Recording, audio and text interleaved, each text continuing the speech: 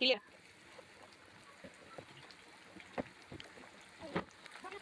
سوى فرق معكم نعمل ذلك. ماشي. محمد هنيدي.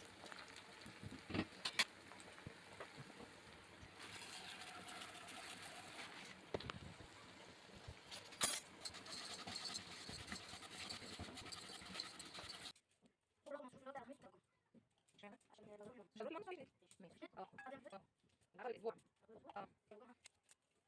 يمكن بكرة أقرب هناك.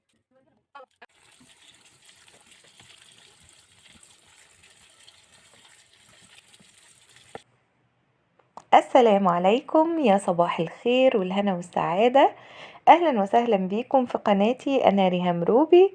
لو أول مرة تشوفوني اشتركوا في القناة وفعلوا الجرس على الكل لو تحبوا إن شاء الله يوصلكوا كل إشعارات فيديوهاتنا اللي بننزلها. صباح جديد، صباح مشرق، صباح مليان بالخير والنشاط والتفاؤل والحيوية والخير والبركة وكل حاجة حلوة يا رب. طبعا أنا بجهز عشان رايحة الشغل كالعادة، أشرب قهوتي باللبن كده واستجم شوية قبل ما انزل وبعدين اتكل على الله. طبعا لازم كلنا كده نبقى مرتبين يومنا هنعمل فيه ايه وعاملين حسابنا، ولو في حاجة في الفريزر هنطلعها تفك عبال ما نرجع. زي كل يوم روتيننا روتين يوم عادي جدا، وانا عادية جدا ما عنديش اي حاجة غير طبيعية زي كل الناس.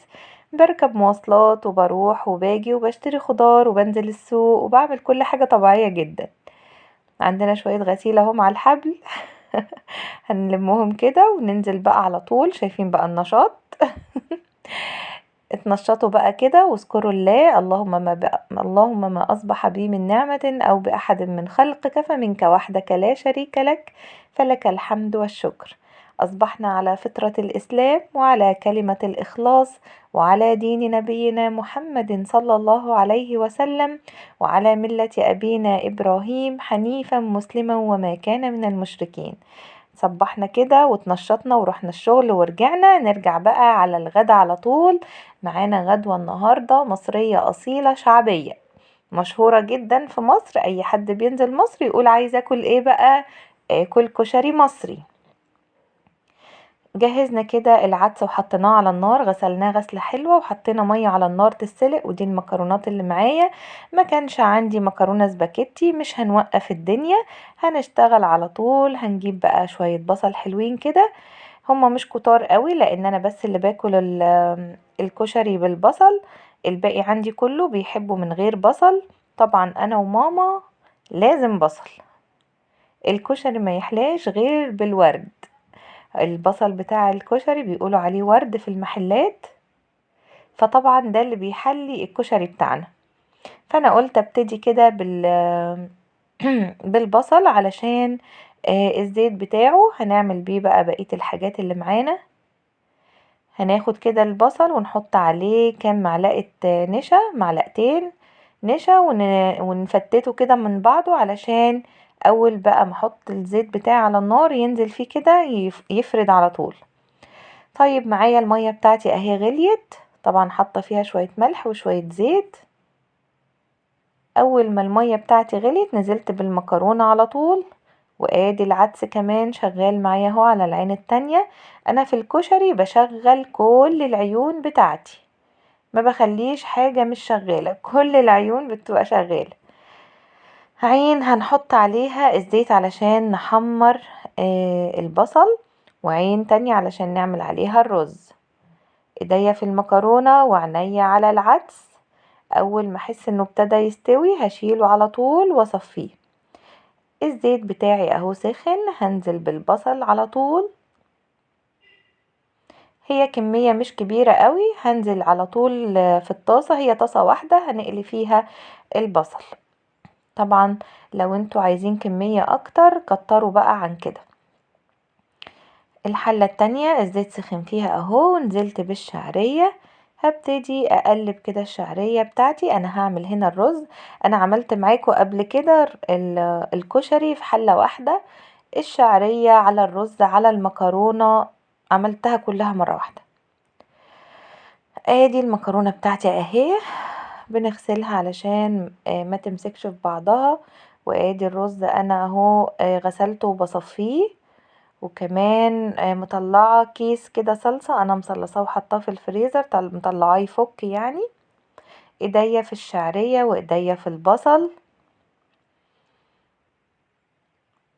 طبعا متابعين كل حاجة على النار علشان بس مفيش حاجة تتحروق مننا. جبنا معلقة خشب بس للرز علشان لما احطه اعرف اقلب، علشان المعالق السباتيولا دي السيليكون دي بحس انها مايصة كده في نفسها ما بتستحملش تقليب الرز يعني. ادي البصل بتاعي اهو شغالين فيه، وادي الرز بتاعي سقيناه اهو، وحطينا له ملح وفلفل ومكعب مرق الدجاج. وادي البصل بتاعي اهو خد لون حلو جدا. هبتدي بقى اطلعه على ورق مطبخ بس كده. نصطاده بقى، نصطاد من الطاسة الكشري بتاعنا. عفوا. خلاص كده عملنا البصل بتاعنا، نركنه بقى على جنب كده ونشيله، واجيب حلة معايا. انا مطلعة، انا حاطة بصل في الفريزر اهو، خدت منه حتة. انا مش انا كنت مقطعاه ومشوحاه كده في حتة سمنة او في شوية زيت وحطاه في الفريزر. خدت شوية زيت من الزيت اللي احنا كنا بنقلي فيه البصل بتاع الكشري، وحطيته على البصل اللي انا هقليه علشان التسبيكة بتاعتي. وبقشر هنا شوية توم كمان علشان التسبيكة. نحط كام فص كده على التسبيكة بتاعتنا، والباقي هنعمل بيه الدقة بتاعتنا. وهناخد برضو فصين هنشوح فيه كده العدس بجبة. هتشوفوا معايا دلوقتي هعمله ازاي، بيخلي طعمه روعة جدا وحلو قوي على فكرة. المدق بقى بتاع الهون ده بتاع التوم بقى ده جميل جدا. انا طبعا عندي كذا حاجة للتوم، بس انا بحب المدق او بيقولوا عليه الهون، حلو جدا جدا. انا بحبه بصراحة في موضوع التوم ده. وساعات على فكرة بعمل التوم بالسكينة كده على القرمة بتاعة الخضار، بنعمه برضو بيبقى حلو جدا. احط شوية ملح بس بسيطة على التوم كده علشان يدبل معايا على طول. البصلاية ايدي فيها على النار، واول ما لونها بدأ يحمر كده بسيط نزلت بفصين من التوم عليها كده. وطبعا انا حاطة الطماطم تفك، واول ما ريحة التوم تطلع معايا هنزل بالطماطم بتاعتي عليها. هي الطماطم دي متسبكة، شايفين لونها احمر وحلو ازاي. نزلت بمعلقة من السكر، مكعب من المرق، شوية فلفل وشوية كمون وشوية كزبرة، وبس خلاص على كده. وادي حبة الملح بتوعي، واسيبها بقى كده تتسبك مع نفسها وتاخد وتدي. باي باي. معايا انا هنا بقى فصين من التوم في طاسة على النار، برضو في الطاسة اللي كان فيها البصل. حطيت فصين من التوم، واول ما بس ريحتهم تطلع كده نزلت على طول بالعدس بتاعي. طبعا انا كنت مصفياه كويس جدا. هحط عليه شوية كمون وشوية ملح واشوحه تشويحة، وخلاص على كده ركنته على جنب. الدقة بتاعتي بعملها الاول ني في ني، وبعدين برفعها على النار. ادي معلقتين من التوم، وادي كوباية من الخل، وهحط عليها كوبايتين من المية. متنسوناش بقى في اللايك والشير والسبسكرايب على القناة، وتفعلوا الجرس على الكل. طبعا لو حابين تتابعونا فعلشان توصلكوا كل الاشعارات بتاعتنا تضغطوا على زر الجرس يكون على الكل. رفعنا الدقة هي على النار. انا كده خلصت كل حاجة معايا، التسبيكة خلصت، وادي المكرونة بتاعتي، وادي الرز المفلفل كمان، وادي العدس بجبة بتاعي، وادي البصل بتاع الكشري. كل حاجة تمام وزي الفل، وحضن نضيف مفيهوش اي حاجة. كان معانا لبانة كده على النار، على النار ايه كان معانا لبانة كده في الحوض غسلناها. وخلاص كده غرفنا طبق الكشري الجامد جدا بتاعنا. شايفين؟ اسهل حاجة في الوجود، والله ما اخد مني تقريبا نص ساعة، ساعة الا تلت وكنا بنتغدى. طعمه تحفة جدا. معلقة السكر اللي بنحطها على الصلصة بتاعتنا بتعادل الحموضة بتاعتها وبتخليها طعمها حلو جدا جدا، ما بتبقاش زعقة ولا حاجة.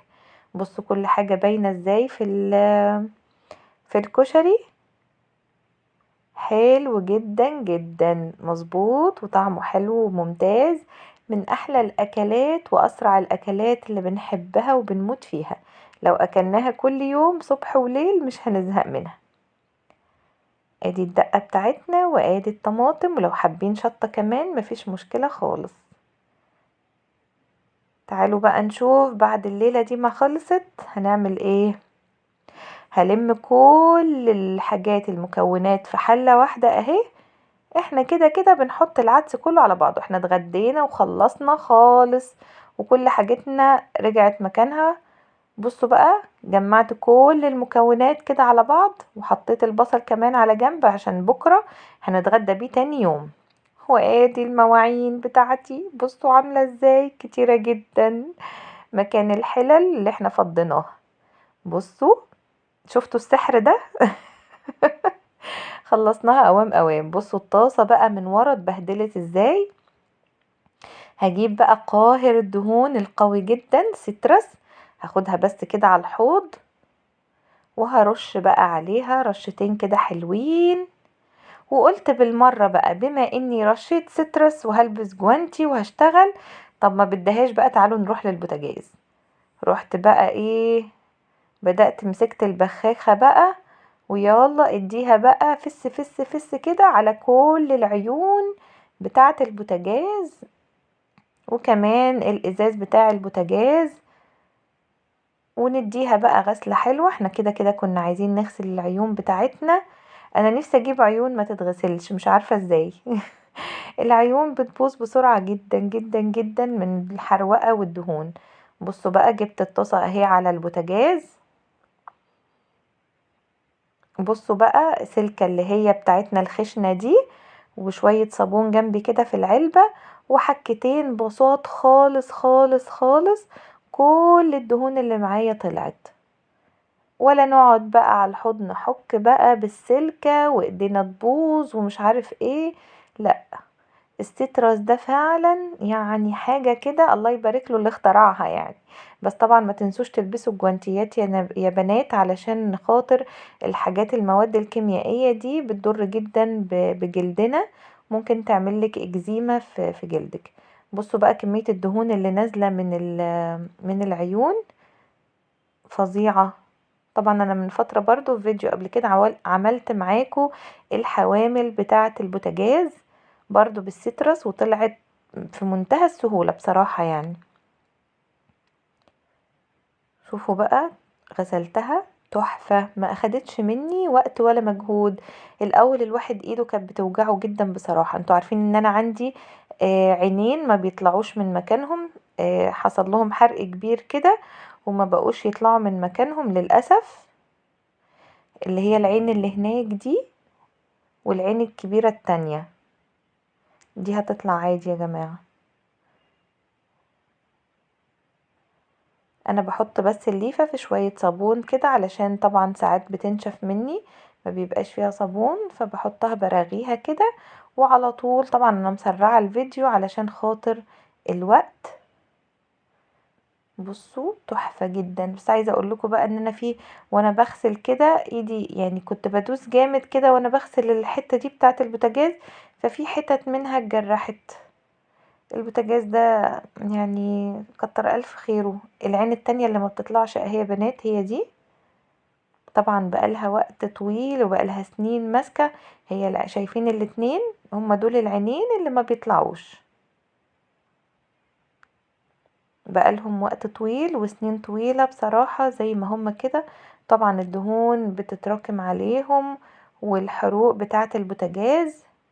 طبعا انا خفت يعني كذا حد قال لي ما تتعافيش عليهم علشان ممكن تتكسر وتكسر الاسطوانة نفسها بتاعة الغاز وفي الحالة دي ساعتها البوتاجاز هيبقى باظ.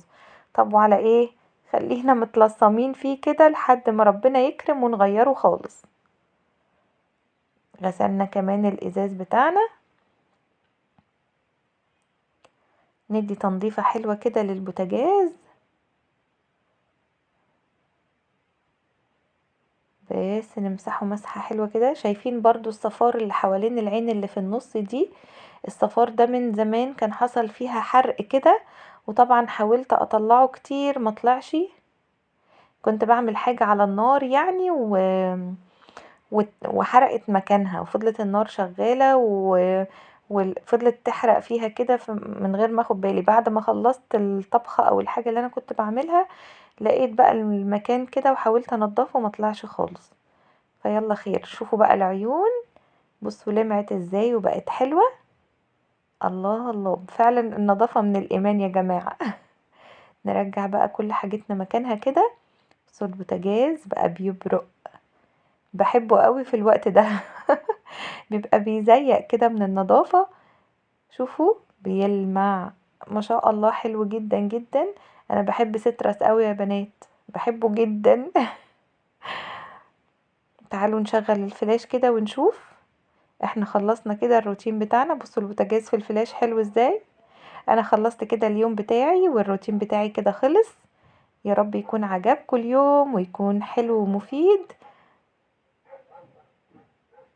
اتمنى الفيديو ما يكونش طويل واتضايقتوا منه. اشوفكم ان شاء الله في فيديو جديد وروتين جديد. السلام عليكم ورحمة الله وبركاته.